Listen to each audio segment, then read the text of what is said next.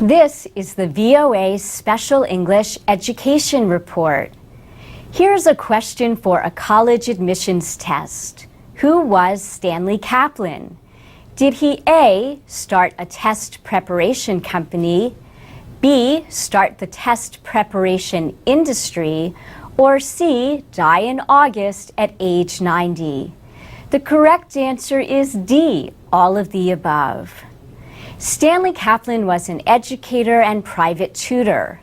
In the 1940s, he began preparing students for the Scholastic Aptitude Test, now just called the SAT. His parents were European immigrants who did not go to college, and he himself was rejected from medical school.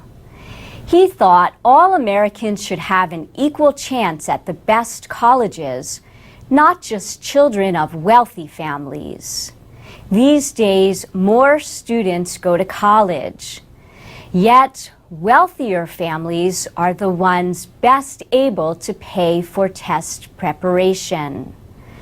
Many programs cost up to $1,000 or more, though some are available for poor families.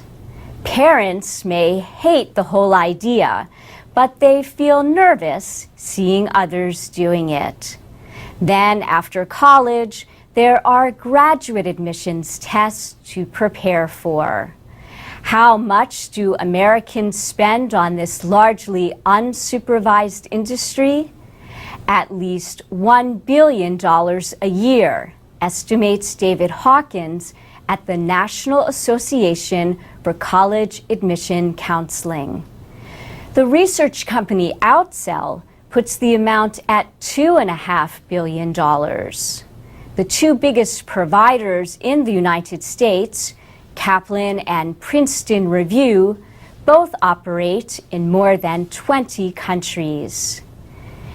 30 years ago, the Federal Trade Commission found that Stanley Kaplan's program could raise SAT scores, but only by about 25 points. The Association for College Admission Counseling recently found a 30-point increase with Kaplan and other programs.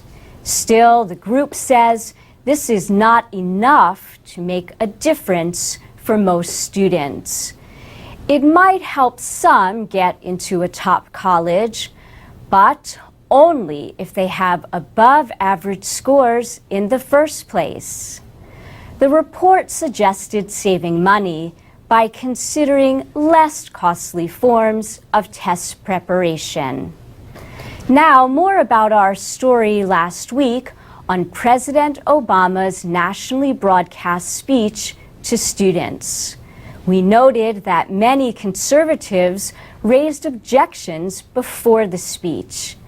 But in 1991, Democrats accused President George H.W. Bush of using the last such speech for political purposes.